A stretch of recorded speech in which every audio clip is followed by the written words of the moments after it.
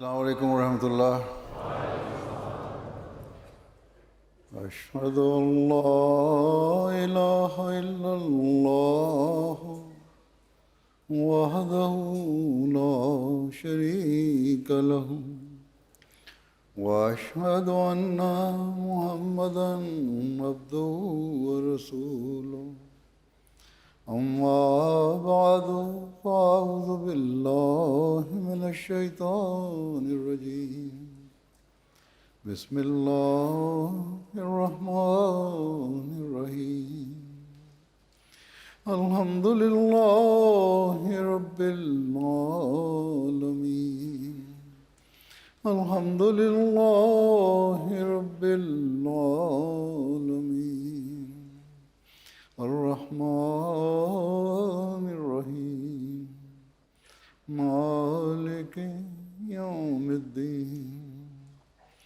إياك نعبد وإياك نستعين اهدنا الصراط المستقيم صراط الذين أنعمت عليهم غير المغضوب عليهم ولا الضالين۔ اسلام ایک ایسا مذہب ہے جو بڑی تفصیل سے معاشرے کے ہر طبقے کے حقوق بیان فرماتا ہے، اور اس کی وضاحت ہمیں قرآن کریم اور احادیث میں ملتی ہے۔ اور پھر اس زمانے میں حضرت مسیح موعود علیہ السلام نے اس کی مزید وضاحت فرمائی، تفصیل بیان فرمائی۔ گزشتہ 3 جلسوں میں، بیچ میں ایک جلسہ نہیں بیان ہوا، 3 سال تقریباً بیان ہو رہے ہیں، ان حقوق کے متعلق بیان کر رہا ہوں۔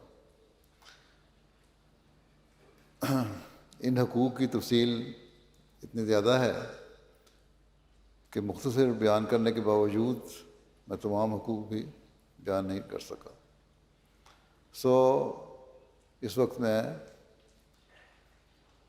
اس کے متعلق ہی کچھ بیان کروں گا۔ جیسا کہ میں نے کہا، ان حقوق کے بارے میں قرآن کریم کی تعلیم، حضرت صلی اللہ علیہ وسلم کے ارشادات یا آپ کا عمل اور آپ کے غلام صادق کے ارشادات اور عمل کے واقعات اس کی وضاحت کرتے ہیں۔ اس وقت میں حوالے پیش کروں گا۔ اسلام کی تعلیم ایسی خوبصورت تعلیم ہے کہ اگر اس پر عمل کیا جائے تو دنیا کے تمام مسائل کا حل نکل سکتا ہے۔ گزشتہ سال میں نے عورتوں کے حقوق کے بارے میں کچھ تفصیل سے بیان کیا تھا۔ کئی خطوط مجھے آئے اور مختلف مجالس میں بھی مجھے یہ کہا گیا، اور دوسرے احمدیوں کے سامنے بھی اس بات کا اظہار غیروں نے کیا کہ ہمیں نہیں پتہ تھا کہ اسلام اس گہرائی سے عورتوں کے حقوق بھی قائم کرتا ہے۔ ہم تو سمجھتے تھے کہ اسلام عورتوں کے حقوق قائم کرنا تو ایک طرف، ان کے حقوق غصب کرنے والا مذہب ہے۔ بس اسلام کی خصوصی تعلیم جب غیروں کے سامنے پیش کی جاتی ہے تو وہ مجبور ہوتے ہیں کہ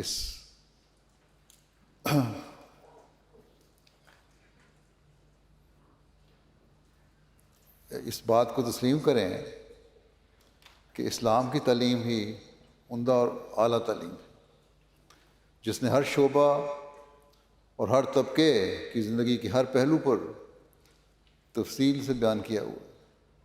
بس ہمیں بھی غیروں کے سامنے اسلام کی تعلیم پیش کرنے میں کسی بھی قسم کے احساس کمتری کی ضرورت نہیں ہے، نہ شرمانے کی ضرورت ہے۔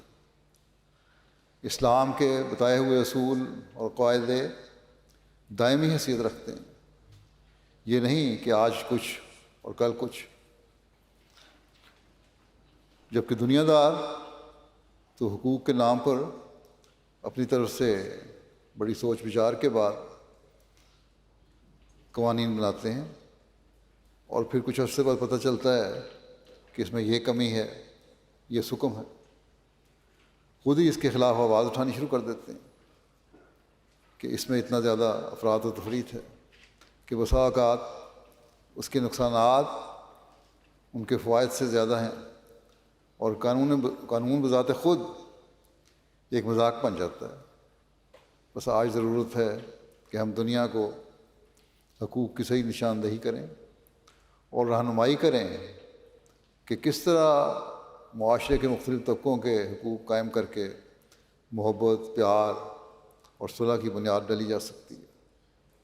لیکن اس بنیادی بات کو بھی ہمیشہ یاد رکھنے کی ضرورت ہے کہ یہ حقوق اسی وقت حقیقی رنگ میں قائم ہو سکتے ہیں جب انسان اس یقین پر قائم ہو کہ ایک بالا ہستی ہے جو ہمارے ہر عمل کا حساب رکھ رہی ہے، ہمارے ہر عمل کو دیکھ رہی ہے، اور اگر ہم نے اس کے بتائے ہوئے اصول اور اس کی تعلیم پر عمل نہ کیا تو ہم اسے جواب دیں۔ انسان کے اعلیٰ اخلاق کے معیار اس وقت قائم ہو سکتے ہیں جب خالق کل کی ذات پر بھی کامل یقین ہو، اور یقین ہو کہ اگر ہم نے اس کے بتائے ہوئے اصولوں اور تعلیم پر عمل نہ کیا تو ہم پکڑ میں آ سکتے ہیں۔ بس ہم جو پیغام پہنچانے والے ہیں ہمیں بہت زیادہ اس بات کی ضرورت ہے کہ حقوق ادا کرنے والے ہوں، اور ہم نے صرف یہ ہمیشہ بات یاد رکھنی چاہیے کہ ہم نے صرف خدا تعالیٰ کی ذات کے حقوق ادا نہیں کرنے جو زمین و آسمان کا خالق اور واحد و یگانہ خدا ہے، بلکہ اس کی مخلوق کے حقوق بھی ادا کرنے، کیونکہ اللہ تعالیٰ کو اپنی مخلوق بھی بہت پیاری ہے۔ بہرحال جب یہ سوچ ہوتی ہے تو تبھی خدا تعالیٰ پر ایمان قائم ہوتا ہے اور مذہب کی ضرورت کو بھی انسان سمجھ سکتا ہے۔ بس ہم خوش قسمت ہیں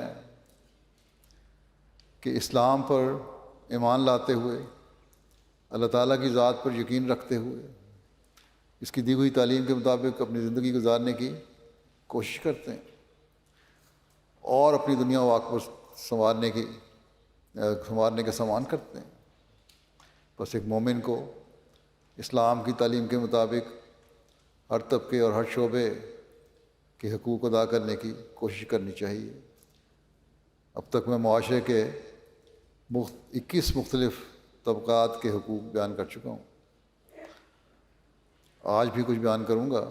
بس ہمیں کوشش کرنی چاہیے کہ اسے اپنے زندگیوں کا حصہ بنائیں، تبھی ہم وہ حسین معاشرہ قائم کر سکتے ہیں جو خدا تعالیٰ ہم سے چاہتا ہے اور جس کی تعلیم اللہ تعالیٰ نے حضرت صلی اللہ علیہ وسلم کے ذریعے سے ہمیں دی ہے۔ اس وقت میں غریبوں، محتاجوں اور مسکینوں کے حقوق بیان کروں گا۔ اس طبقے کے حقوق ہیں جو جہاں اللہ تعالیٰ کی رضا حاصل کرنے والے ہیں وہاں معاشرے کے امن و سکون کی بھی ضمانت ہے۔ قرآن کریم اس بارے میں متعدد جگہ ذکر فرماتا ہے۔ ایک دو آیات میں پیش کرتا ہوں۔ اللہ تعالیٰ فرماتا ہے انما الصدقات للفقراء والمساکین والعاملین علیہا والمؤلفۃ قلوبہم وفی الرقاب والغارمین وفی سبیل اللہ وابن السبیل فریضۃ من اللہ واللہ علیم حکیم۔ صدقات تو محض محتاجوں اور مسکینوں اور ان صدقات کا انتظام کرنے والوں اور جن کی تالیف قلب کی جا رہی ہو اور گردنوں کو آزاد کرنے اور چٹی میں مبتلا لوگوں اور اللہ کی راہ میں عمومی خرچ کرنے اور مسافروں کے لیے ہیں۔ یہ اللہ کی طرف سے ایک فرض ہے اور اللہ دائمی علم رکھنے والا اور بہت حکمت والا ہے۔ بس اللہ تعالیٰ نے اس آیت میں معاشرے کے اس تمام ضرورت مند طبقے کے حق کی ادائیگی کی طرف توجہ دلا دی جو کسی بھی طرح ضرورت مند ہے، کسی بھی طرح ان کی حاجات کو پوری کرنے کی ضرورت ہے۔ مسکین کے حق کی طرف توجہ دلا دی، وہ لوگ جو سفید پوش ہیں، ان کی ضرورتوں کا خیال رکھنے کی طرف توجہ دلائی کہ یہ حکومت کا کام ہے، یہ نہیں کہ مانگیں تو انہیں دو، بلکہ ان کی ضرورت کا خیال رکھنا حکومت کا کام ہے۔ ایسا نظام ہو جو ان ضرورت مندوں کی ضرورت کا جائزہ لیتا رہے، قیدیوں کو آزاد کروانے کے لیے بھی خرچ کرو، محبت پیار اور بھائی چارے کو فروغ دینے کے لیے اپنے بھائیوں کا خیال رکھو، ان پہ خرچ کرو۔ بعض قیدی معمولی جرمانوں کی وجہ سے لمبی قید میں ہوتے ہیں، ان پہ خرچ کرو۔ اس کے لیے تو اب بہت سے ملکوں میں جماعت بھی کام کرتی ہے، اور قیدیوں پر اس کا نیک اثر بھی ہو رہا ہے، اور وہ مذہب کی طرف متوجہ ہوتے ہیں۔ بہرحال یہاں پر ہر ضرورت مند طبقے کی نشاندہی کر کے ان کی ضروریات پوری کرنے کی طرف توجہ دلائی ہے۔ پھر اللہ تعالیٰ فرماتا ہے للفقراء المہاجرین الذین اخرجوا من دیارہم واموالہم یبتغون فضلا من اللہ ورضوانا وینصرون اللہ ورسولہ اولئک هم الصادقون۔ ان درویش مہاجرین کے لیے بھی ہے جو اپنے گھروں سے نکالے گئے اور اپنے اموال سے الگ کیے گئے، وہ اللہ ہی سے فضل اور اس کی رضا چاہتے ہیں اور اللہ اور اس کے رسول کی مدد کرتے ہیں۔ یہی ہیں وہ جو سچے ہیں، جو مذہبی طور پر یا کسی بھی طرح زیادتی کا نشانہ بننے والے ہیں، بنائے گئے ہیں اور اپنے گھروں سے اور ملکوں سے نکالے گئے ہیں، ان کی مدد کرنے کے لیے بھی توجہ دلائی تاکہ وہ اپنے پاؤں پر کھڑے ہو کر معاشرے کا فعال حصہ بن سکیں۔ بس قرآن کریم کی میں اور بھی بہت ساری تعلیمات ہیں، اب بعض احادیث پیش کرتا ہوں جس سے محتاجوں اور غریبوں کے حقوق قائم کرنے کی طرف توجہ دلائی گئی ہے۔ حضرت سعد بن ابی وقاص کو خیال ہوا کہ ان کو دوسرے صحابہ پر فضیلت ہے، تو نبی صلی اللہ علیہ وسلم نے فرمایا تم میں سے جو کمزور ہیں انہی کے ذریعے تو تمہیں نصرت ملتی ہے اور رزق حاصل ہوتا ہے، یعنی یہ غریب طبقہ تمہارے کام کرتا ہے جس سے امراء بھی فائدہ اٹھاتے ہیں، بس ان کا خیال رکھو اور ان کی ضروریات پوری کرنے کے لیے ان کو ان کے کام کے مطابق معاوضہ اور اجرت دو تاکہ ان میں کسی بھی قسم کی بے چینی پیدا نہ ہو۔ آج کل دنیا میں آئے دن کی ہڑتالیں ہوتی ہیں اور فساد ہیں، اس لیے ہوتے ہیں کہ لوگ شور مچاتے ہیں کہ ہمیں صحیح معاوضہ نہیں مل رہا۔ یہاں ان امیر ملکوں میں بھی یہ شور مچتا رہتا ہے، پڑھے لکھے لوگ مچاتے ہیں، کبھی ڈاکٹر سٹرائک پہ چلے جاتے ہیں، کبھی دوسرا عملہ سٹرائک پہ چلا جاتا ہے۔ تو ہر جگہ دنیا میں جو فساد ہیں، پھر بعض ملکوں میں جو انقلاب آ رہے ہیں، کبھی کوئی حکومت انقلاب لے آتی ہے، کبھی فوجیں حکومتوں کے تختے الٹا رہی ہیں، یہ صرف اس لیے کہ غریبوں کے حقوق ادا نہیں کیے جا رہے، جو ان کو حق بنتا ہے ان کو دیا نہیں جا رہا، اور امیر اپنی تجوریاں بھر رہے ہیں۔ حضرت صلی اللہ علیہ وسلم کس طرح محتاجوں اور ضرورت مندوں کے لیے تحریک فرمایا کرتے تھے، اس بارے میں حضرت عبداللہ بن عمر رضی اللہ عنہما بیان کرتے ہیں کہ حضرت عمر کی خیبر میں ایک جائیداد ملی تو وہ نبی کریم صلی اللہ علیہ وسلم کے پاس آئے اور آپ کو بتایا، آپ نے فرمایا اگر تم چاہو تو اس کو صدقے میں دے دو۔ چنانچہ انہوں نے اس کو محتاجوں، مسکینوں، رشتہ داروں اور مہمانوں کے لیے صدقہ کر دیا، یعنی وقف کر دیا۔ پھر ایک موقع پر آپ صلی اللہ علیہ وسلم نے فرمایا، حضرت ابو ہریرہ سے رضی اللہ عنہ سے روایت ہے کہ نبی صلی اللہ علیہ وسلم نے فرمایا کہ بیوہ اور مسکین کی خدمت کے لیے جد و جہد کرنے والا اللہ کی راہ میں جہاد کرنے والے کی طرح ہے۔ بیوہ اور مسکین کی خدمت کرنے والا، اس کے لیے کوشش کر کے اس کی خدمت کرنے والا اللہ کی راہ میں جہاد کرنے والے کی طرح ہے۔ راوی کہتے ہیں، اور میرا خیال ہے آپ صلی اللہ علیہ وسلم نے یہ بھی فرمایا تھا کہ عبادت کرنے والے کی طرح ہے جو تھکتا نہیں، اور روزے رکھنے والے کی طرح جو روزہ چھوڑتا نہیں۔ حضرت ابو ہریرہ رضی اللہ عنہ کہتے ہیں کہ رسول اللہ صلی اللہ علیہ وسلم نے فرمایا مسکین وہ نہیں ہے جو ایک کھجور یا دو کھجور یا ایک دو لقمہ در بدر پھرائے، جسے یہ ایک دو لقمہ کھجور کا در بدر پھرائے، یعنی مانگتا پھرے، بلکہ مسکین وہ ہے، مانگنے والا مسکین نہیں کہلاتا، بلکہ مسکین وہ ہے جو لوگوں سے سوال نہ کرتا ہو اور نہ ہی لوگ اسے سمجھ پاتے ہوں کہ وہ مدد کا مستحق ہے کہ نہیں، یہ اسے دیں یا نہ دیں۔ جیسا کہ پہلی آیت کی روشنی میں بیان ہوا کہ ضرورت مندوں کی ضرورت کا خیال رکھنا ضروری ہے، صرف یہ نہیں کہ مانگنے والے کو دیا جائے، حکومت کو بھی اس طرح توجہ دینے کی ضرورت ہے۔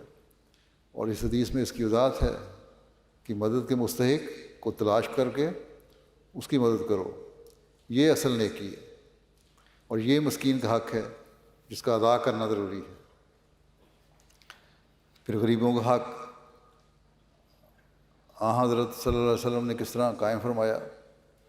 حضرت ابو ہریرہ رضی اللہ عنہ نے بیان کیا کہ صلی اللہ علیہ وسلم نے فرمایا کہ بدترین کھانا اس ولیمے کا کھانا ہے جس میں امیر لوگ بلائے جائیں اور غریبوں کو چھوڑ دیا جائے۔ بس جن ملکوں میں امیر اور غریب کا فرق بہت ہے، وہاں کے احمدیوں کو خاص طور پر اس بات کا خیال رکھنا چاہیے کہ اپنی دعوتوں میں، ولیموں میں، شادیوں میں غریبوں کو بھی بلایا کریں۔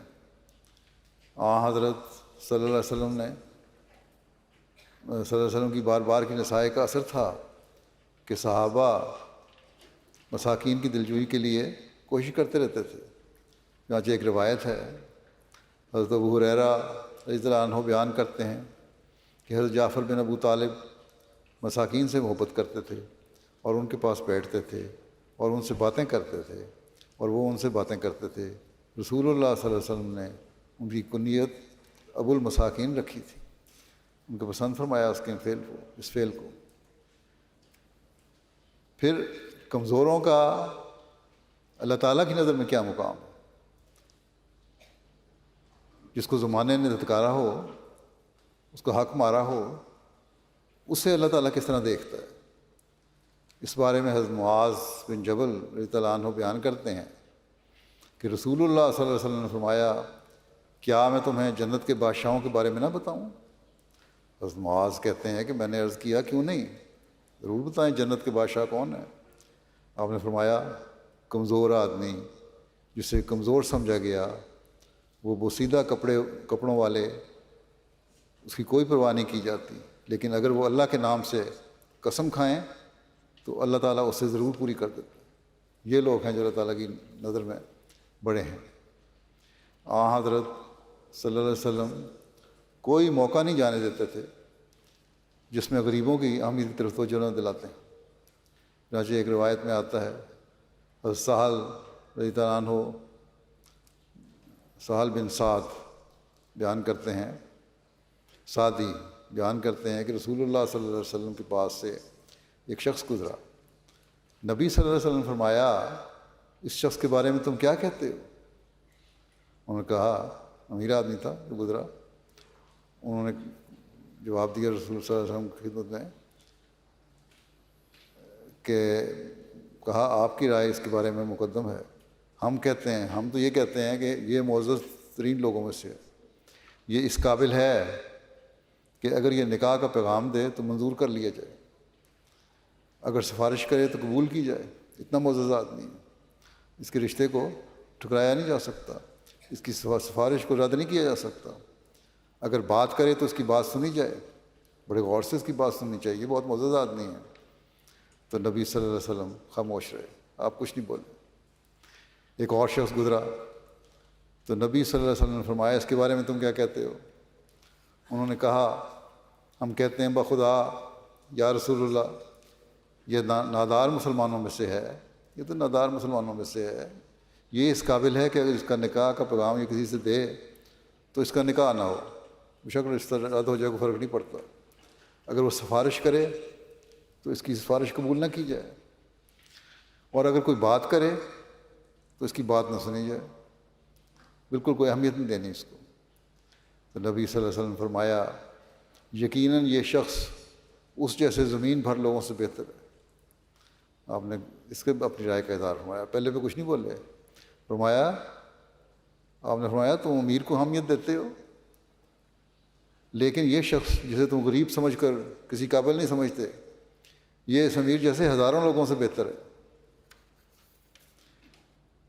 پھر غریب رشتہ داروں کی مدد کی طرف توجہ دلاتے ہوئے آپ نے فرمایا، اور سلمان بن عامر رضی اللہ عنہ نبی اکرم صلی اللہ علیہ وسلم سے روایت کرتے ہیں، آپ نے فرمایا مسکین کو صدقہ کرنا صرف صدقہ ہے، اور رشتہ دار مسکین کو صدقہ کرنا صدقہ بھی ہے اور صلہ رحمی بھی ہے، یعنی اس کی مدد کرو خاموشی سے، جو رشتہ دار تمہارا ضرورت مند ہے۔ آپ خود غریبوں اور مسکینوں کے متعلق اپنے جذبات کا کس طرح اظہار فرمایا کرتے تھے، اس بارے میں ایک روایت ہے۔ ابو امامہ بن سہل بن حنیف رضی اللہ تعالیٰ عنہ کہتے ہیں کہ ایک مسکین عورت بیمار ہو گئی، رسول اللہ صلی اللہ علیہ وسلم کو اس کی بیماری کی خبر دی گئی۔ رسول اللہ صلی اللہ علیہ وسلم مسکینوں اور غریبوں کی بیمار پرسی کرتے اور ان کی بیماری کے بارے میں پوچھتے رہتے تھے۔ تو آپ صلی اللہ علیہ وسلم نے فرمایا جب یہ مر جائے، حالت ایسی ہو گئی ہے کہ لگتا ہے بچے گی نہیں، اگر مر جائے تو مجھے خبر کرنا۔ اور لیکن رات کو فوت ہوئی، وہ اس کا جنازہ لے جایا گیا، لوگوں نے رسول اللہ صلی اللہ علیہ وسلم کو بیدار کرنا مناسب نہ سمجھا، دیر رات کو فوت ہوئی تھی، انہوں نے کہا اسی وقت دفنا دو، اب کیا جگانا ہے حضرت صلی اللہ علیہ وسلم کو۔ جب رسول اللہ صلی اللہ علیہ وسلم نے صبح کی تو رات میں جو کچھ ہوا تھا آپ کو اس کی خبر دی گئی۔ آپ صلی اللہ علیہ وسلم نے فرمایا کیا میں نے تمہیں حکم نہیں دیا تھا کہ مجھے اس کی خبر کرنا؟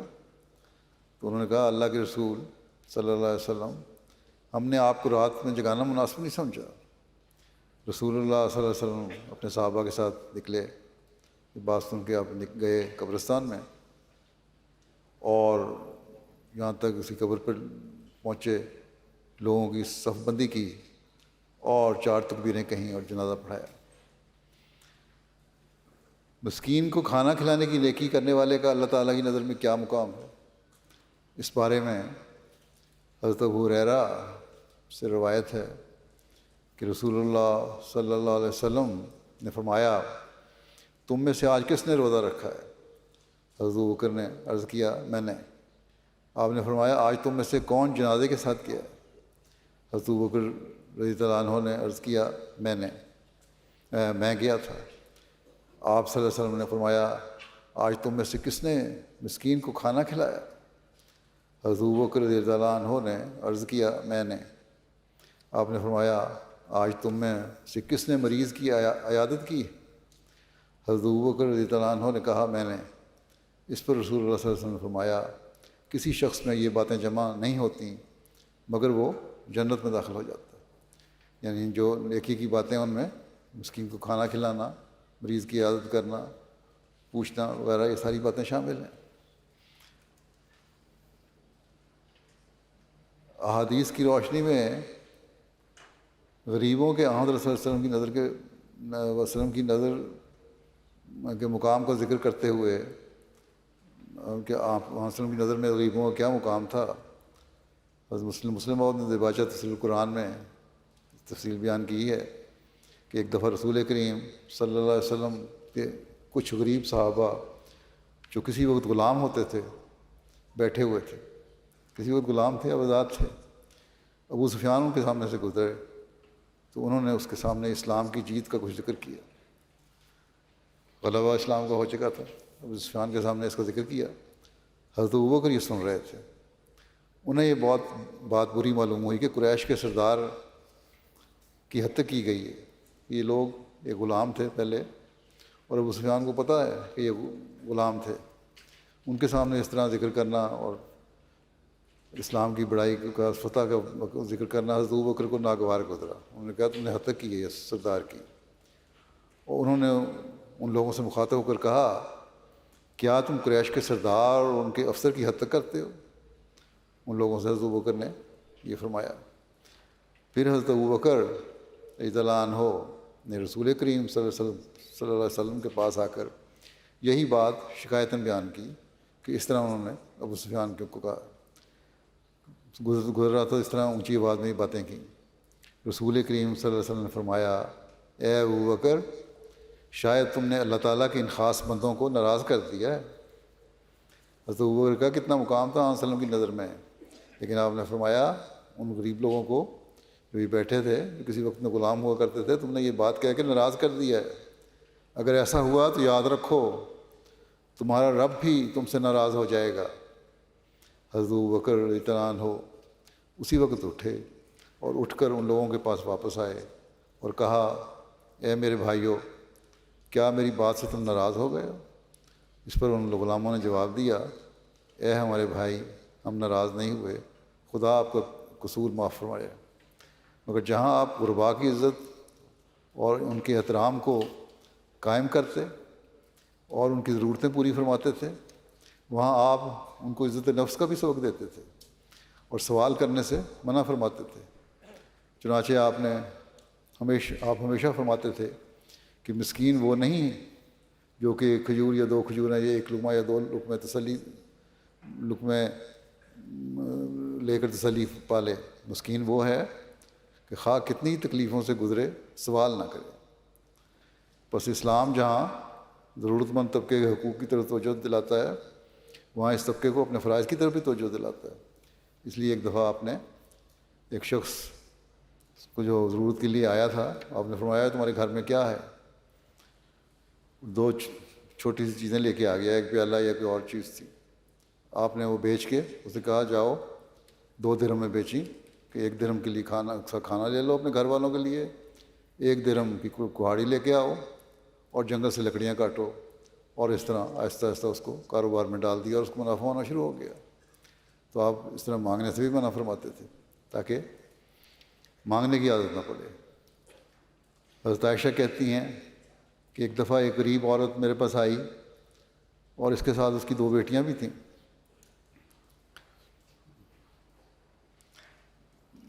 اس وقت ہمارے گھر میں سوائے 1 کھجور کے کچھ نہیں تھا، میں نے وہی کھجور اس کو دے دی، اس نے وہ کھجور آدھی آدھی کر کے دونوں لڑکیوں کو کھلا دی اور پھر اٹھ کر چلی گئی۔ جب رسول کریم صلی اللہ علیہ وسلم گھر میں داخل ہوئے میں نے آپ کو یہ واقعہ سنایا۔ رسول اللہ صلی اللہ علیہ وسلم نے فرمایا، جس غریب کے گھر میں بیٹیاں ہوں اور وہ ان کے ساتھ حسن سلوک کرے، خدا تعالیٰ اسے قیامت کے دن عذاب دوزخ سے بچائے گا۔ پھر فرمایا اللہ تعالیٰ اس عورت کو اس فعل کی وجہ سے جنت کا مستحق بنائے گا۔ بس اس طرح اللہ تعالیٰ غریبوں کی نیکیوں کو بھی سراہتا ہے۔ اسی طرح ایک دفعہ آپ کو معلوم ہوا کہ آپ کے ایک صحابی ساتھ جو مالدار تھے، وہ بعض دوسرے لوگوں پر اپنی فضیلت ظاہر کر رہے تھے۔ رسول کریم صلی اللہ علیہ وسلم نے یہ بات سنی تو فرمایا، یہ حدیث پہلے بھی بیان ہوئی ہے کہ تمہاری یہ قوت اور طاقت اور تمہارا یہ مال تمہیں اپنے زور بازو سے ملنے ہیں، تمہاری اپنی طاقت سے تو نہیں ملے، یہ ایسا ہرگز نہیں ہے۔ تمہاری قومی طاقت اور تمہارے مال سب غربا ہی ہیں، غربا کے ذریعے ہی آتے ہیں۔ صحابہ کے عمل محتاجوں اور مسکینوں کی خدمت کرنے کے کیا تھے، کس طرح وہ خدمت کیا کرتے تھے۔ ایک روایت میں آتا ہے حضرت عمر رضی اللہ عنہ مدینہ کے کنارے پر رہنے والی ایک بوڑھی اور نابینا عورت کا رات کے وقت خیال رکھا کرتے تھے۔ آپ اس کے لیے پانی لاتے اور اس کے کام کاج کرتے۔ ایک مرتبہ آپ جب اس کے گھر گئے تو یہ معلوم ہوا کہ کوئی شخص آپ سے پہلے آیا ہے جس نے اس بڑھیا کے کام کر دیے ہیں۔ اگلی دفعہ آپ اس بڑھیا کے گھر جلدی گئے تاکہ دوسرا شخص پہلے نہ آ جائے۔ حضرت عمر چھپ کر بیٹھ گئے تو کیا دیکھتے ہیں کہ یہ حضرت ابوبکر رضی اللہ عنہ ہیں جو اس بڑھیا کے گھر آتے، اور اس وقت آپ خلیفہ تھے۔ اس پر حضرت عمر نے فرمایا، اللہ کی قسم یہ آپ ہی ہو سکتے تھے۔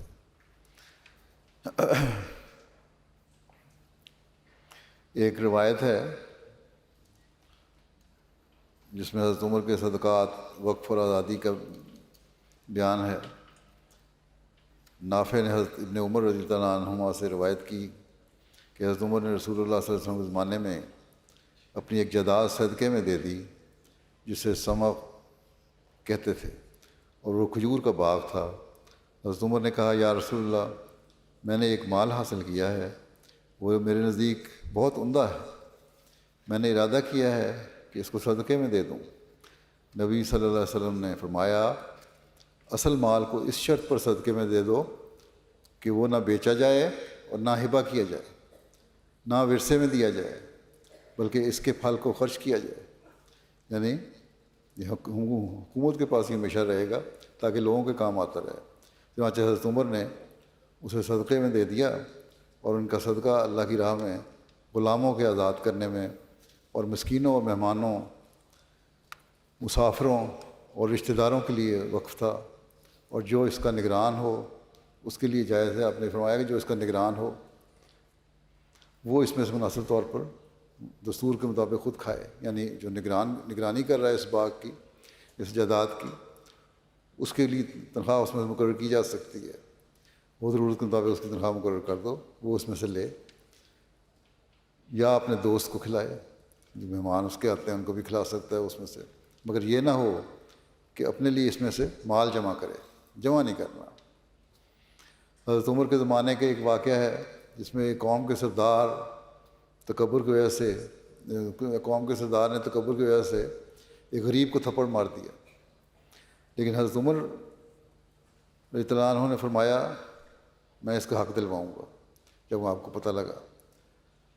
تاریخ سے اس کی تفصیل بیان کرتے ہوئے مسلم موعود نے لکھا ہے کہ حضرت عمر کا ایک مشہور واقعہ ہے، اس کے نتیجے میں گو آپ کو تکلیف بھی اٹھانی پڑی، مگر آپ نے اس تکلیف کی کوئی پرواہ نہیں کی، اور وہ مساوات قائم کی جو اسلام دنیا میں قائم کرنا چاہتا ہے۔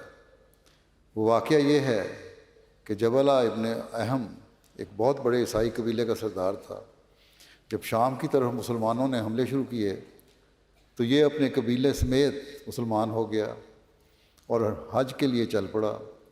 حج میں ایک جگہ بہت بڑا ہجوم تھا، اتفاقاً کسی مسلمان کا پاؤں اس کے پاؤں پر پڑ گیا۔ بعض روایتوں میں ہے کہ اس کا پاؤں اس کے جبے کے دامن پر پڑ گیا، صرف کپڑے پر پڑا، پاؤں پہ بھی نہیں پڑا، چونکہ وہ اپنے آپ کو بادشاہ سمجھتا تھا، ایک قوم کا سردار تھا، خیال کرتا تھا کہ میری قوم کے 60,000 آدمی میرے تابع فرمان ہیں، بلکہ بعض تاریخوں سے پتہ چلتا ہے کہ 60,000 محض اس کے سپاہیوں کی تعداد تھی، بہت بڑا تھا۔ بہرحال جب ایک ننگ دھڑنگ مسلمان کا پیر اس کے پیر پر آ پڑا تو اس نے غصے میں آ کر زور سے اسے تھپڑ مار دیا اور کہا تو میری حد تک کرتا ہے، تو جانتا نہیں کہ میں کون ہوں؟ تجھے ادب سے پیچھے ہٹنا چاہیے تھا، تو نے گستاخانہ طور پر میرے پاؤں پر اپنا پاؤں رکھ دیا۔ وہ مسلمان تو تھپڑ کھا کے خاموش ہو رہا، مگر ایک اور مسلمان بول پڑا کہ تجھے پتہ ہے کہ جس مذہب میں تو داخل ہوا ہے وہ اسلام ہے، اور اسلام میں چھوٹے بڑے کا کوئی امتیاز نہیں، بالخصوص اس گھر میں جہاں خانہ کعبہ میں امیر اور غریب میں کوئی فرق نہیں سمجھا جاتا۔ اس نے کہا میں اس کی پرواہ نہیں کرتا۔ اس مسلمان نے کہا کہ عمر کے پاس تمہاری شکایت ہو گئی تو وہ اس مسلمان کا بدلہ تم سے لے لیں گے، تم پرواہ کرو یا نہ کرو۔ جبلہ ابن اہم نے جب سنا تو آگ ببولا ہو کر کہنے لگا کہ کیا کوئی شخص ہے جو جبلہ ابن اہم کے منہ پر تھپڑ مارے؟ اس نے کہا کسی اور کا تو مجھے پتہ نہیں، مگر عمر تو ایسے ہی ہیں، وہ تو یہ سن کر مجھے سزا دیں گے۔ بہرحال یہ سن کر اس نے جلدی سے طواف کیا، سیدھا حضرت عمر کی مجلس میں پہنچا شخص اور پوچھا کہ اگر کوئی بڑا آدمی کسی چھوٹے آدمی کو تھپڑ مار دے تو کیا کیا کرتے ہیں؟ اسلام کیا کہتا ہے اس بارے میں؟ حضرت عمر نے فرمایا یہی کرتے ہیں کہ اس کے منہ پر اس چھوٹے شخص سے تھپڑ مرواتے ہیں۔ وہ کہنے لگا کہ آپ میرا مطلب نہیں سمجھے، میرا مطلب یہ ہے کہ اگر کوئی بڑا آدمی تھپڑ مار دے تو پھر آپ کیا کرتے ہیں؟ آپ نے فرمایا اسلام میں چھوٹے بڑے کا کوئی امتیاز نہیں۔ پھر آپ نے کہا جبلہ کہیں تم ہی تو غلطی نہیں کر بیٹھے؟ اس پر اس نے جھوٹ بول دیا اور کہا کہ میں نے تو کسی کو تھپڑ نہیں مارا، میں نے تو صرف ایک بات پوچھی ہے۔ مگر وہ اسی وقت مجلس سے اٹھا اور اپنے ساتھیوں کو لے کر اپنے ملک کی طرف بھاگ گیا اور اپنی قوم سمیت مرتد ہو گیا اور مسلمانوں کے خلاف رومی جنگ میں شامل ہوا، لیکن حضرت عمر نے اس کی پرواہ نہیں کی۔ یہ ہے وہ مساوات جس کی مثال کسی اور قوم میں نہیں ملتی، اور یہ ویسی مساوات ہے جیسے مسجد مساوات قائم کیا کرتی ہے۔ جس طرح وہاں امیر اور غریب میں کوئی فرق نہیں ہوتا، اسی طرح اسلام میں چھوٹے بڑے میں کوئی فرق نہیں ہوتا۔ پھر حضرت عمر کے زمانے کا ہی ایک واقعہ تاریخ میں آتا ہے۔ حضرت عمر کا گزر ایک ایسے دروازے کے سامنے سے ہوا جہاں ایک بوڑھا سوالی جس کی نظر زائل ہو چکی تھی بھیک مانگ رہا تھا۔ آپ نے پیچھے سے اس کے کندھے پر ہاتھ رکھا اور فرمایا کہ تم کون سے اہل کتاب ہو؟ تو اس نے عرض کیا یہودی ہوں۔ آپ رضی اللہ عنہ نے فرمایا کس چیز نے تمہیں ایسا کرنے پر مجبور کر دیا؟ یعنی بھیک مانگ رہے ہو تم؟ اس نے عرض کیا میں جزیہ، حاجت مندی اور بڑھاپے کی وجہ سے بھیک مانگ رہا ہوں۔ جزیہ دینا پڑتا ہے، ضرورت ہے مجھے، اور بڑھاپا آ گیا، کام بھی کوئی نہیں کر سکتا، اس لیے اور کوئی میرا ذریعہ نہیں سوائے اس کے کہ میں بھیک مانگوں۔ حضرت عمر نے اس کا ہاتھ پکڑا اور اس اپنے گھر لے گئے اور گھر سے کچھ چیزیں بطور عطیہ اسے عطا کیں۔ پھر آپ نے بیت المال کے خزانچی کو بلوایا اور اس سے کہا کہ اس کا اور اس جیسے دوسرے افراد کا خیال رکھو، کیونکہ یہ بات غیر منصفانہ ہے کہ جوانی میں ہم ان سے جزیہ لے کر کھائیں، پھر بڑھاپے میں ان کو بے سہارا چھوڑ دیں۔ جوان تھے، کام کرتے تھے، ان سے جزیہ لیا جاتا تھا، بالکل جائز تھا، لیکن اب یہ بوڑھا ہو گیا، کسی کام کے قابل نہیں، لاغر ہے، مطلب بیمار بھی رہتا ہو شاید، اب اس کا حق ہے کہ اس کو دیا جائے۔ انما الصدقات للفقراء والمساکین، میں فقراء سے مراد مسلمان ہیں اور مساکین سے مراد، آپ نے فرمایا مساکین سے مراد یہ اہل کتاب ہیں۔ آپ نے اس سے اور اس جیسے دوسرے افراد کا جزیہ بھی معاف فرما دیا۔ پھر اسلام کے اقتصادی نظام میں کیا ہے؟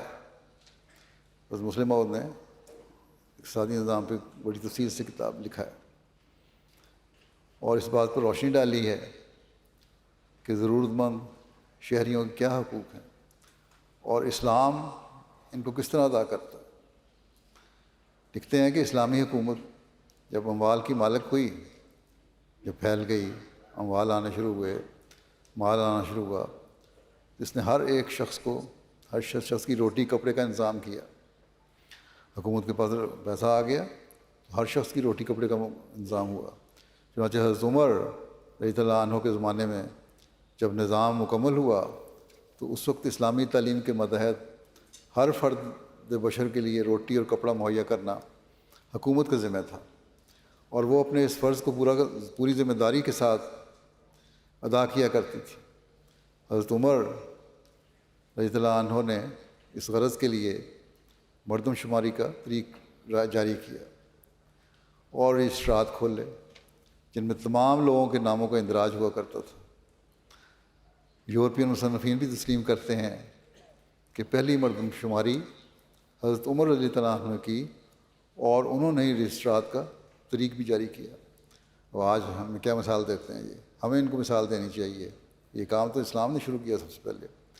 اس مردم شماری کی وجہ یہی تھی کہ ہر شخص کو روٹی کپڑا دیا جاتا تھا اور حکومت کے لیے ضروری تھا کہ اس بات کا علم رکھے کہ کتنے لوگ اس ملک میں پائے جاتے ہیں۔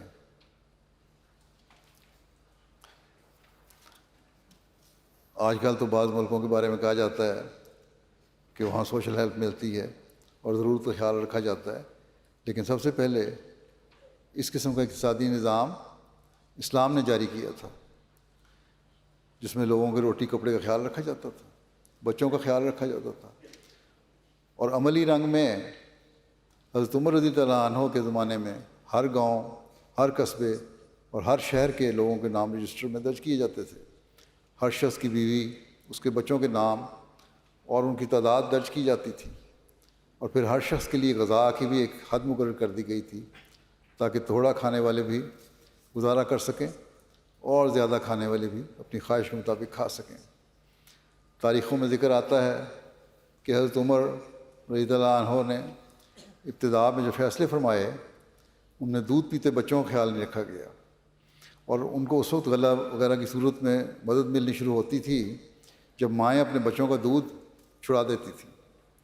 ایک رات حضرت عمر رضی اللہ عنہ لوگوں کے حالات معلوم کرنے کے لیے گشت لگا رہے تھے کہ ایک خیمے میں سے کسی بچے کے رونے کی آواز آئی۔ حضرت عمر رضی اللہ عنہ وہاں ٹھہر گئے، اگر بچہ تھا کہ روتا چلا جاتا تھا، اور ماں اس دھبکیاں دے رہی تھی تاکہ وہ سو جائے۔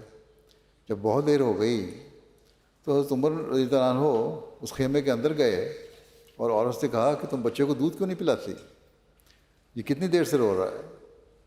اس عورت نے کہا آپ کو پہچانا نہیں؟ اس نے سمجھا کہ کوئی عام آدمی ہے، چنانچہ اس نے جواب میں کہا کہ تمہیں معلوم نہیں کہ عمر نے فیصلہ کر دیا کہ دودھ پینے والے بچے کو گزار نہ ملے، ہم غریب ہیں، ہمارا گزارا تنگی سے ہوتا ہے، میں نے اس بچے کا دودھ چھڑا دیا ہے تاکہ بیت المال سے اس کا غلہ بھی مل سکے۔ اب اگر یہ روتا ہے تو روئے، پھر میں کیا کروں؟ عمر کی جان کو روئے جس نے ایسا قانون بنایا۔ حضرت عمر رضی اللہ عنہ اسی وقت واپس آئے اور راستے میں نہایت کم سے کہتے جاتے تھے کہ عمر عمر، معلوم نہیں تو نے اس قانون سے کتنے ارب بچوں کا دودھ چھڑوا کر آئندہ نسل کو کمزور کر دیا ہے، ان سب کا گناہ اب تیرے ذمہ ہے۔ یہ کہتے ہوئے آپ سٹور میں آئے، سرکاری سٹور میں، دروازہ کھولا، ایک بوری آٹے کی اپنی پیٹھ پر اٹھا لی، کسی شخص نے کہا کہ لائیے میں اس بوری کو اٹھا لیتا ہوں۔ حضرت عمر رضی اللہ عنہ نے کہا نہیں، غلطی میری ہے، اب ضروری ہے کہ اس کا خمیازہ بھی میں ہی بھگتوں۔ چنانچہ وہ بوری آٹے کی انہوں نے اس عورت کے پہنچائی اور دوسرے ہی دن حکم دیا کہ جس دن بچہ پیدا ہو اسی دن سے اس کے لیے غلہ مقرر کیا جائے تاکہ اس کی ماں جو اس کو دودھ پلاتی ہے، وہ زیادہ غذا کی محتاج ہے، وہ اچھی طرح غذا کھا سکے اور اچھا دودھ پلا سکے۔ بہرحال اسلام ہی ہے جس نے ملکی حقوق بھی قائم کیے ہیں۔ اسلام کے نزدیک ہر فرد کی خوراک، رہائش اور لباس کی ذمہ دار حکومت ہے، اور اسلام نے ہی سب سے پہلے اس اصول کو جاری کیا ہے۔ اب دوسری حکومتیں بھی اس کی نقل کر رہی ہیں مگر پورے طور پر نہیں، لیکن بدقسمتی سے آج مسلمان ملک ہی ہیں جو اس حق کو ادا نہیں کر رہے، سوائے 2-4 ملکوں کے۔ اگر یہ ادا کرنے لگ جائیں تو مسلمان ملکوں کی کایا پلٹ جائے، لوگوں میں محنت کرنے کی بھی عادت پیدا ہو جائے، اور جو فرسٹریشن ہے لوگوں میں، بے چینیاں ہیں، ہڑتالیں ہیں، شکوے ہیں، حکومتوں کے خلاف نعرے بازیاں ہیں، وہ بھی ختم ہو جائیں۔ بہرحال اب تو حکومتیں کر رہی ہیں نقل، بیمے کیے جاتے ہیں، فیملی پینشن وغیرہ کے لیے بیمے کر لو، جوانی اور بڑھاپے دونوں میں خوراک اور لباس کی ذمہ دار حکومت ہوتی ہے۔ یہ اصول اسلام سے پہلے کسی مذہب نے پیش نہیں کیا۔ آج کل یہ سوشل لائف جو مل رہی ہے، دنیاوی حکومتوں کی مردم شماریاں اس لیے ہوتی ہیں تاکہ ٹیکس لیے جائیں، یا فوجی بھرتی کے متعلق یہ معلوم کیا جائے کہ ضرورت کے وقت کتنے نوجوان مل سکتے ہیں۔ مردم شماری کا یہ بھی ایک پتہ لگتا ہے کہ کتنی آبادی ہو گئی، ساتھ یہ کہ کتنے لوگ کس قسم کے کام کر رہے ہیں، اتنا ٹیکس بھی آ رہا ہے کہ نہیں، کتنی آمد ہو رہی ہے۔ پھر یہ ہے کہ فوجی ضرورت کے لیے یا حکومت کی ضرورت کے لیے کتنے لوگوں کو لیا سکتا ہے۔ مگر حضرت عمر نے کیا کیا تھا اسلامی حکومت میں؟ سب سے پہلی مردم شماری جو حضرت عمر رضی اللہ عنہ کے زمانے میں کروائی گئی تھی، وہ اس لیے کروائی گئی تھی تاکہ تمام لوگوں کو کھانا اور کپڑا مہیا کیا جائے۔ یہ نہیں کہ ان سے کچھ لینا ہے، اس لیے تھا کہ ان کو کچھ دینا ہے، اس لیے نہیں کہ ٹیکس لگایا جائے یا یہ معلوم کیا جائے کہ ضرورت کے وقت فوج کے لیے کتنے نوجوان مل سکیں، بلکہ وہ مردم شماری محض اس لیے تھی کہ ہر فرد کو کھانا اور کپڑا مہیا کیا جائے۔ جو مردم شماری اسلامی حکومت کے زمانے میں سب سے پہلے ہوئی وہ حضرت عمر رضی اللہ عنہ کے زمانے میں ہوئی، اور اس مقصد کے لیے، اور اس لیے تاکہ ہر فرد کو کھانا اور کپڑا مہیا کیا جائے۔ حضرت صلی اللہ علیہ وسلم کے زمانے میں بھی مردم شماری ہوئی تھی، لیکن وہ اس لیے تاکہ پتہ لگے مسلمانوں کی تعداد کتنی ہے اور اس کا صحیح اندازہ لگایا جا سکتا ہے۔ لیکن اس حوالے سے کہ کھانا اور کپڑا مہیا کیا جائے، حضرت عمر رضی اللہ عنہ کے زمانے میں مردم شماری ہوئی۔ یہ کتنی بڑی اہم چیز ہے جس سے تمام دنیا میں امن قائم ہو جاتا ہے۔ صرف یہ کہہ دینا کہ درخواست دے دو، اس پر غور کیا جائے گا، اسے ہر انسان کی غیرت برداشت نہیں کر سکتی۔ اس لیے اسلام نے یہ اصول مقرر کیا ہے کہ کھانا اور کپڑا حکومت کا ذمہ ہے، اور یہ ہر امیر اور غریب کو دیا جائے گا۔ بلکہ حضرت مسلم موت لکھتے ہیں خواہ وہ کروڑ پتی ہی کیوں نہ ہو، اسے بھی دیا جائے گا، خواہ وہ آگے کسی اور ہی کو دن دے دے، تاکہ کسی کو یہ محسوس نہ ہو کہ اسے ادنا خیال کیا جاتا ہے۔ یہاں بھی غریبوں کے جذبات کا احساس کیا گیا ہے، خیال رکھا گیا ہے۔ امیروں کو تو اصولاً دینے کی ضرورت نہیں ہے، کیونکہ ان سے تو ان کی آمد پر ٹیکس وصول کیا جاتا ہے۔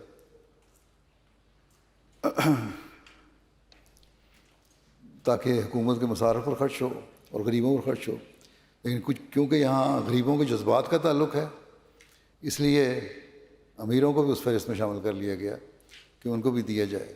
بس محتاجوں، ضرورت مندوں، مسکینوں کی ضروریات پوری کرنا اور ان کے حق ادا کرنے کا حکم اسلام نے بھی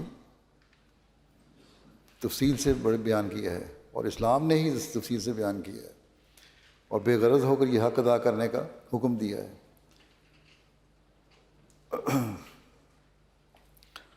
اور جس سوچ کو دماغ میں پیدا کر کے اس فرض کو ادا کرنے کو حکم دیا گیا ہے، یہی سوچ ہے جو دنیا کے امن اور سلامتی کی بھی ضمانت ہے۔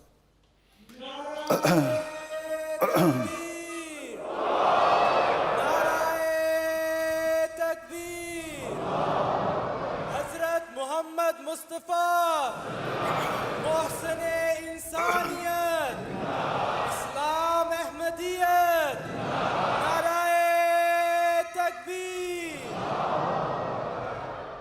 حضرت اقدس مسیح موعود علیہ السلام فرماتے ہیں کہ نیکی ایک زینہ ہے اسلام اور خدا کی طرف چڑھنے کا، لیکن یاد رکھو کہ نیکی کیا چیز ہے۔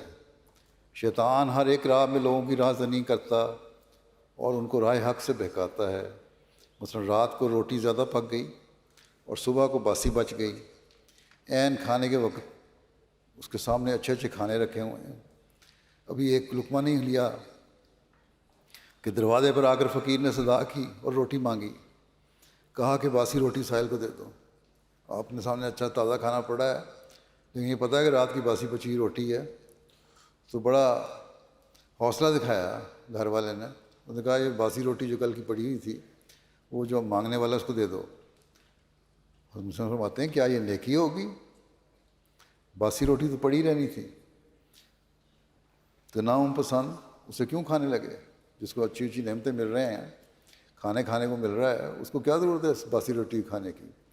اللہ تعالیٰ فرماتا ہے وَيُطْعِمُونَ الطَّعَامَ عَلَىٰ حُبِّهِ مِسْكِینًا وَیَتِیمًا وَأَسِیرًا۔ یہ بھی معلوم رہے کہ طعام کہتے ہی پسندیدہ طعام کو ہیں۔ طعام عربی میں اسی کو کہتے ہیں جو کھانا اچھا، عمدہ، اعلیٰ ہو، پسندیدہ ہو۔ سڑا ہوا باسی طعام نہیں کہلاتا۔ سڑا ہوا کھانا جو ہے باسی ہو گیا، اس کو طعام نہیں کہتے۔ الغرض اس رکابی میں سے جس میں ابھی تازہ کھانا اور لذیذ اور پسندیدہ رکھا ہوا ہے، کھانا شروع نہیں کیا، فقیر پر صدا پر نکال دے، اگر اپنا تازہ کھانا دے دیا تو یہ نیکی ہے، باسی کھانا دینا نیکی نہیں ہے۔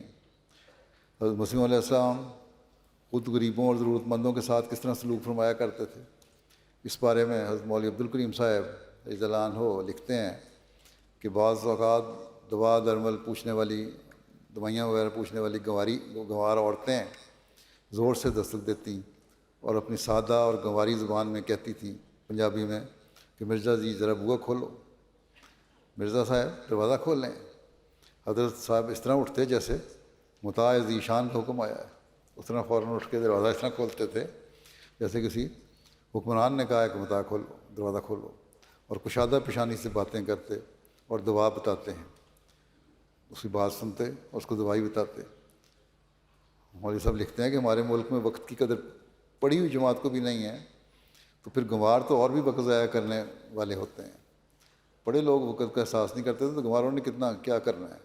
ایک عورت بے معنی بات چیت کرنے لگی، اپنے گھر کا رونا اور ساس نند کا گلہ شروع کر دیا اور گھنٹہ بھر اسی میں ضائع کر دیا، لیکن آپ وقار اور تحمل سے بیٹھے سن رہے ہیں، زبان سے یا اشارے سے بھی اس کو نہیں کہتے کہ بس اب جاؤ، اب پوچھ لیا، اب کیا کام ہے، ہمارا وقت ضائع نہ کرو، لیکن وہ خود ہی گھبرا کر اٹھ کھڑی ہوتی ہے جب دیر ہو گئی اور مکان کو اپنی ہوا سے پاک کرتی ہے۔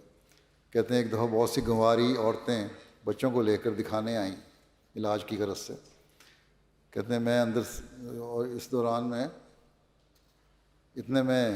اندر سے بھی چند خدمت گار عورتیں شربت شیرہ کے لیے برتن ہاتھوں میں لیے آ گئیں.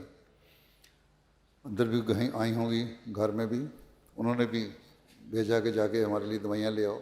وہ بھی اٹھا کے لے آئیں گے اپنی شیشیاں. آپ کو دینی ضرورت کے لیے ایک بڑا اہم مضمون لکھنا تھا اس وقت, اور جلد لکھنا تھا. مولوی صاحب کہتے ہیں میں بھی اتفاقاً جہاں نکلا تو کیا دیکھتا ہوں کہ حضرت کمر بستہ اور مستعد کھڑے ہیں, جیسے کوئی یورپین اپنی دنیاوی ڈیوٹی پر چست اور ہوشیار کھڑا ہوتا ہے, اور 5-6 صندوق کھول رکھے ہیں, اور چھوٹی چھوٹی شیشیوں اور بوتلوں میں سے کسی کو کچھ اور کسی کو کوئی عرق دے رہے ہیں, اور کوئی 3 گھنٹے تک یہی بازار لگا رہا, اور ہسپتال جاری رہا. فراغت کے بعد میں نے عرض کیا کہ حضرت یہ تو بڑی زحمت کا کام ہے, اور اس طرح بہت سا قیمتی وقت ضائع ہو جاتا ہے. اللہ اللہ, کس شان اور طمانیت سے مجھے جواب دیا حضرت مسلم نے کہ یہ بھی تو ویسا ہی دینی کام ہے. یہ مسکین لوگ ہیں, یہاں کوئی ہسپتال نہیں, میں ان لوگوں کی خاطر ہر طرح کی انگریزی اور یونانی دوائیں منگوا کر رکھتا ہوں جو وقت پر کام آ جاتی ہیں. اور فرمایا یہ بڑے ثواب کا کام ہے, مومن کو ان کاموں میں سست اور بے پرواہ نہیں ہونا چاہیے. آپ کی سیرت میں لکھا ہے کہ ایک دفعہ شام کا وقت تھا, بعد نماز مغرب مختلف بلاد سے, مختلف شہروں سے لوگ زیارت اور بیعت سے شرف یاب ہونے کے لیے آئے ہوئے تھے. مثل پروانہ حضرت پر گر رہے تھے, ایک دوسرے پر گر رہے تھے کہ قریب قریب ہوں حضرت مسیح علیہ السلام کے. اکثر حصہ ان میں سے دیہات والوں کا تھا. جگہ کی تنگی تھی اور مردمان کی کثرت دیکھ کر بعض نے کہا کہ لوگ پیچھے ہٹ جاؤ. جگہ تھوڑی تھی لیکن بے شمار لوگ تھے, تو کسی نے اعلان کیا کہ مرد پیچھے ہٹ جائیں, حضرت جی کو تکلیف ہوتی ہے, یا حضرت مسیح علیہ السلام کو تکلیف ہوتی ہے, ذرا پیچھے ہٹ جاؤ. اس پر حضور علیہ السلام نے فرمایا کہ کسی کو نہ کہا جائے کہ تم پیچھے ہٹو. جو آتا ہے اخلاص اور محبت لے کر آتا ہے. سینکڑوں کو اس کے سفر کر کے یہ لوگ آتے ہیں صرف اس لیے کہ کوئی دم صحبت حاصل ہو, کوئی دم صحبت حاصل ہو, اور کچھ وقت صحبت حاصل ہو, ان کو ملاقات میسر ہو. اور انہی کی خاطر خدا تعالیٰ نے سفارش کی ہے, اور فرمایا کہ اللہ تعالیٰ نے مجھے انہی لوگوں کی وجہ سے تو کہا تھا الہاماً کہ ولا تصائر لخلق اللہ ولا تسم من الناس, کہ یہ صرف غریبوں کے حق میں ہے. ہم نے فرمایا کہ یہ غریبوں کے حق میں ہے کہ جن کے کپڑے میلے ہوتے ہیں کہ تھکنا نہیں ان سے, اور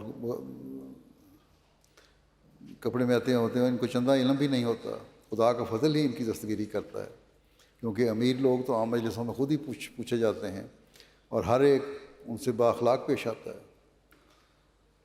اس لیے خدا تعالیٰ نے غریبوں کی سفارش کی ہے جو بیچارے گمنام زندگی بسر کرتے ہیں.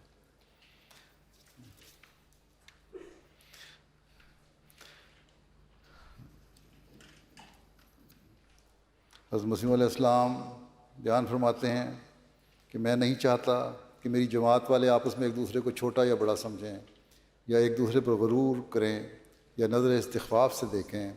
خدا جانتا ہے کہ بڑا کون ہے یا چھوٹا کون ہے, یا ایک قسم کی تحقیر ہے جس کے اندر حقارت ہے. ڈر ہے کہ یہ حقارت بیج کی طرح بڑھے اور اس کی ہلاکت کا باعث ہو جاوے.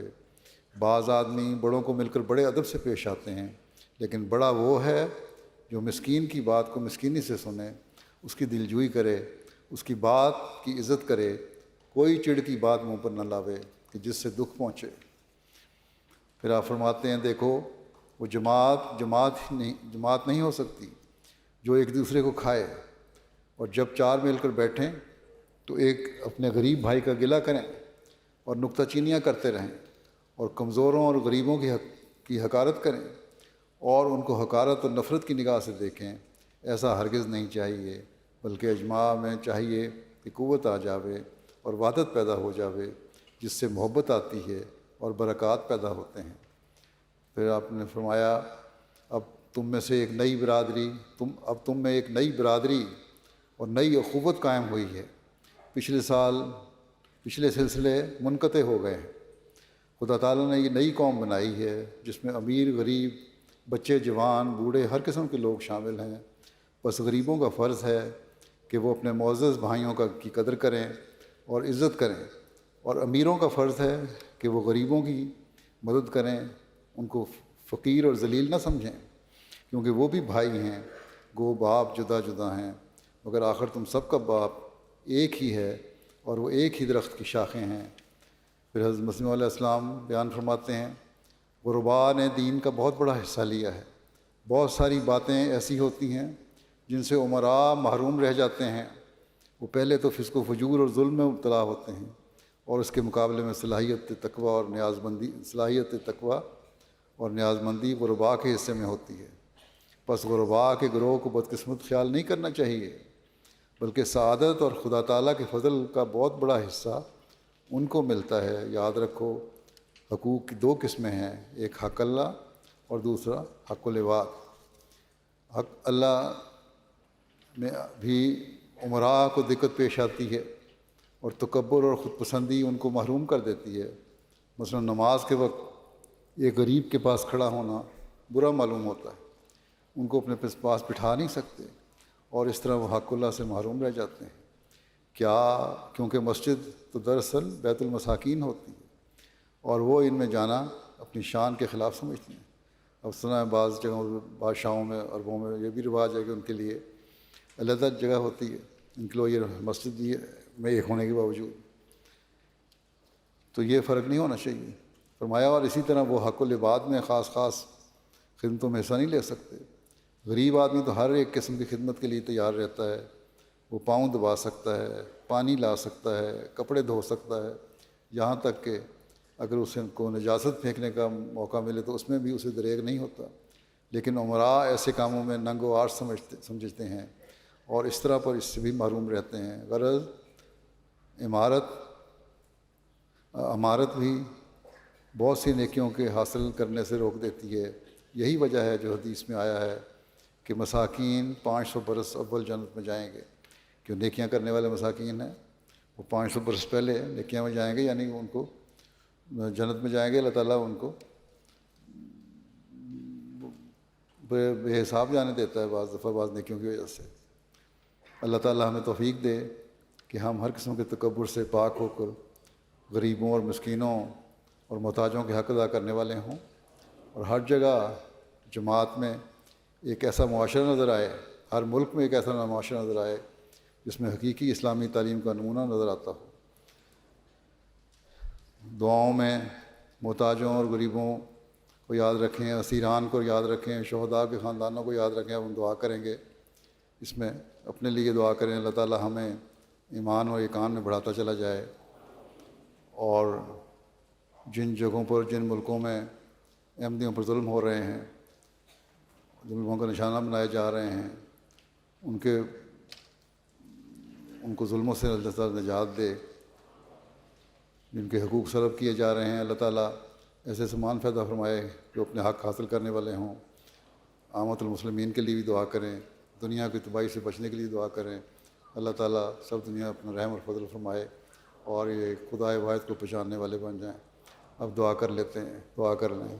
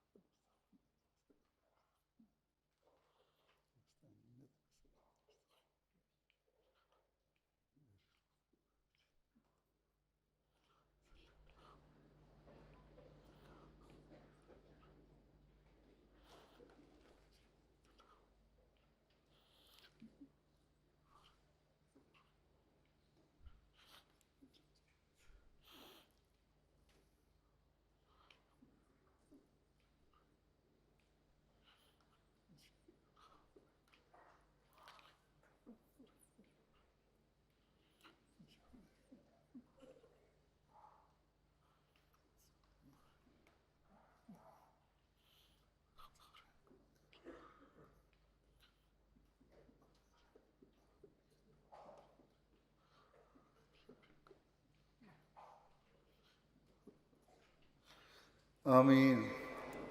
اللہ تعالیٰ آپ سب کو خیریت سے اپنے اپنے گھروں میں لے کر جائے.